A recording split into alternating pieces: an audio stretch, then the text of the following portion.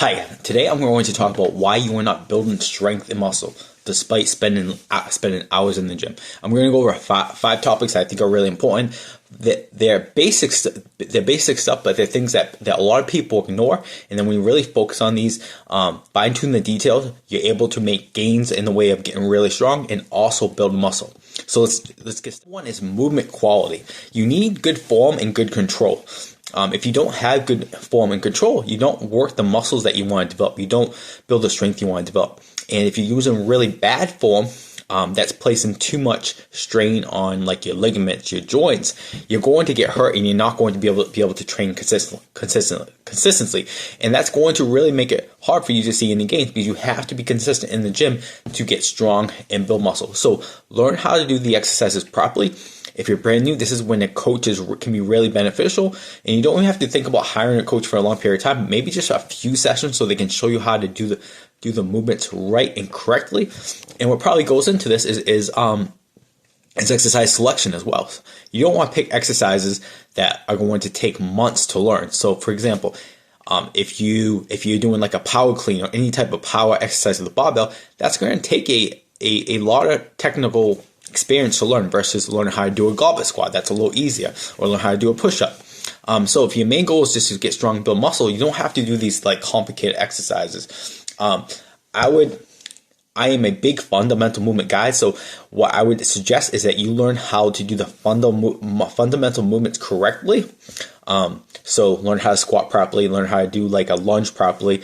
That's a single leg variation. Learn how to do a hip hinge properly, which is probably one of the tougher ones. So that's like your RDL, your deadlift, your hip thruster, an upper body push like a press or a push up, and an upper body pull like a row, chin up, lat pull down.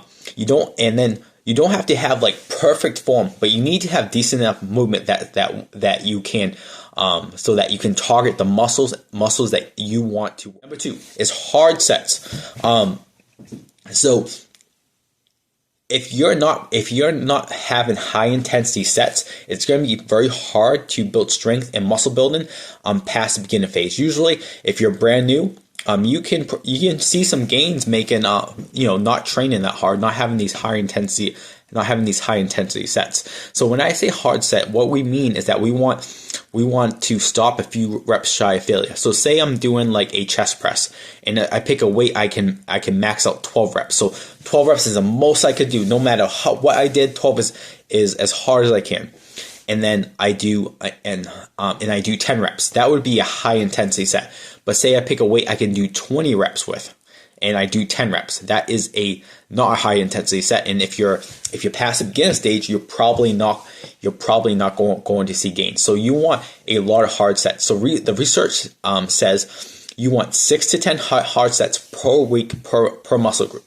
So this can be done all in one day, or you can split depending on what you're doing. If you're doing like a upper body split or a lower body split, but we need to make sure that we get these hard sets in, and that as we push the hard, this is how it's related to number 1. We need to at least keep decent form and control. That becomes super important.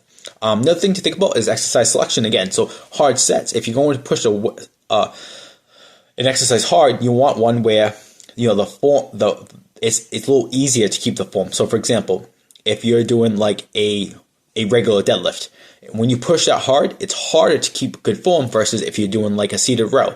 You can push that pretty hard, and it's particularly easy. It's particularly easy to keep that a hard set. One last thing when I talk about hard sets is sometimes when you're training and you think you're going hard, but you're so far away from going hard because you never really trained to that high of intensity. And it's not a dig on anyone, it's just kind of how it is. So a good thing to do, and you don't have to do this every workout, but maybe you do this once a month, is like you take your last set and you go as many reps as you can. And then how many extra reps did you get? So say you're doing like 3 sets 8. Sometimes we call this 8 plus, or like whatever reps you're doing plus. And what you're going to do in the last set, instead of doing the reps you were doing for the first 2 sets, you go, once you get to 8 reps, if you can keep going, you see how far you can take that, again, with decent form.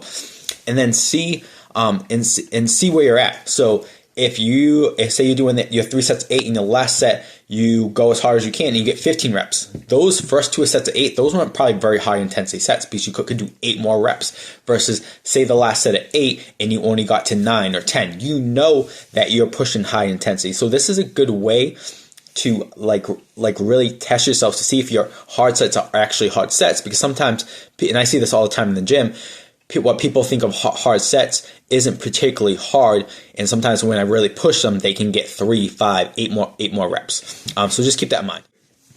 Is warm-up sets. So many times when we look at a program, and if you're looking at like a workout, you might be like dumbbell presses, 3 sets of 10, say squats, 3 sets of 5. You look at that and you think that's all the work that you should do. But actually, what you need to do is what's called ramp up or warm-up sets. So these are sets that you do before the sets you see on the paper, before the sets you see on the workout. And the goal there is to get you ready for those intense sets. So that your form is good, your technique is good, your muscles, joints, ligaments are warmed up, and you can handle a high intensity set. But once it happens and people say 3 sets of 10, so they pick a weight for 3 sets of 10, they might go up again, they might go up a third time. So what ends up happening is you only really maybe get 1, maybe 2 hard sets. So what you want to do is do 1 to 3 warm-up sets to not just warm you up, but it will help you pick what weight you need for your hard sets. So say I'm doing dumbbell chest presses and my working sets are 3 sets of 8. I might do 2 or 3 sets. So if I'm doing sets of chest presses for 8, I can probably do like I think 70 pounds would be pretty heavy for me. So my warm-up sets might be 40 pounds, 50 pounds, 60 pounds. And then I'll probably do 3 sets of 8 around that 70 pound mark.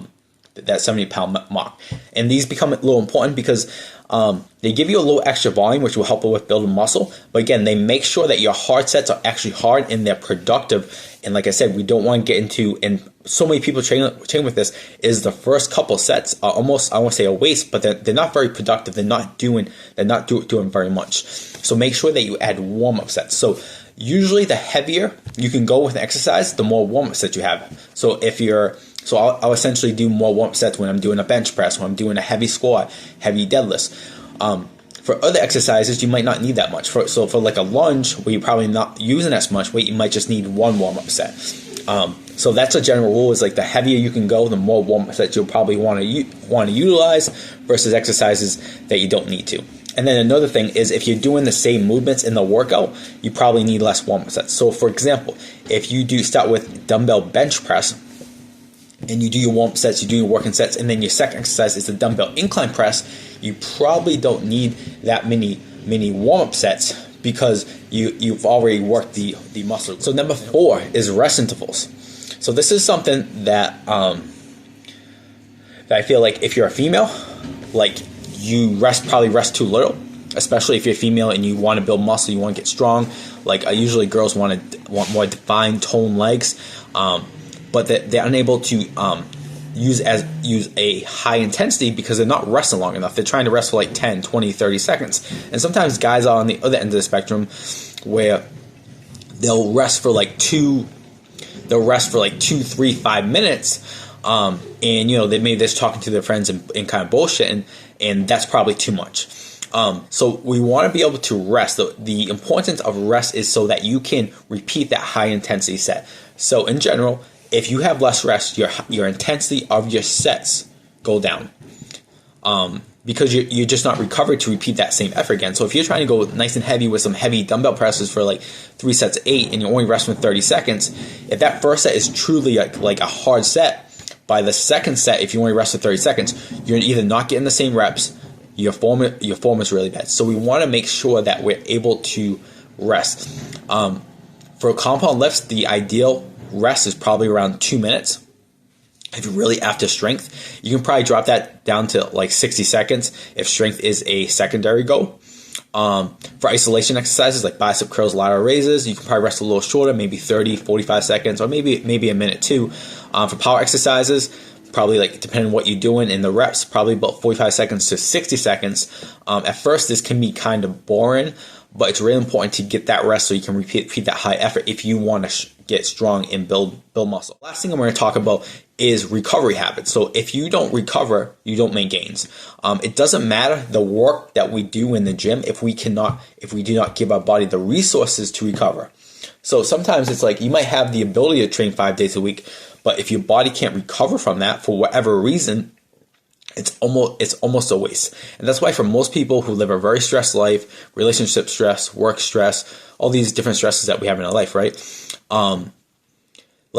Sometimes a little work can go a long way. Instead of doing like a bunch of sets or a bunch of exercises, a little high quality work can go a long way because you can recover from it, versus like you're doing like five hard sets of everything. You're not, excuse me, you're not gonna be able to recover from it very well.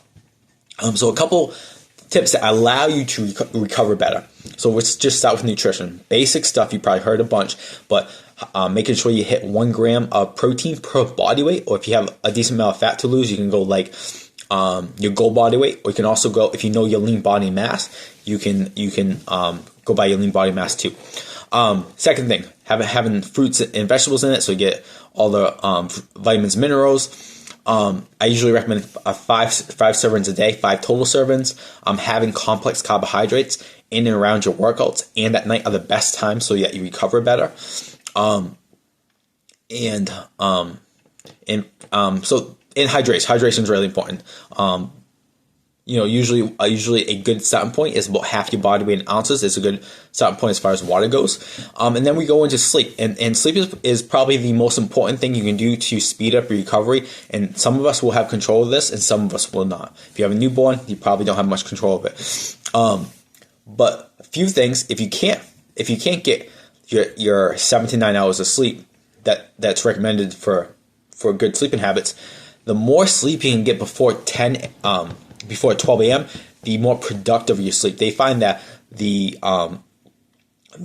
more sleep you get early is more productive, even if the hours are the same. So say you're sleeping for 6 hours, but those 6 hours are after 12 a.m. It's going to be more unproductive versus if you get that 6 hours, but say 3 of those happen before 12 a.m. Say you're sleeping from like 9 to 3 or something like that. That's going to be very, very important. Another thing that becomes very important in recovery is just your fitness level. So if you're fit, you can recover faster. You can do more work. You can do more sets. And what that means is not just from a strength muscle standpoint, or like if you're like lean and ripped, but how's your aerobic fitness? Because if you have a poor level of aerobic fitness, you also will probably have a poor ability to recover, which is why say like a sport like powerlifting, you might think, hey, I never need to do any cardio.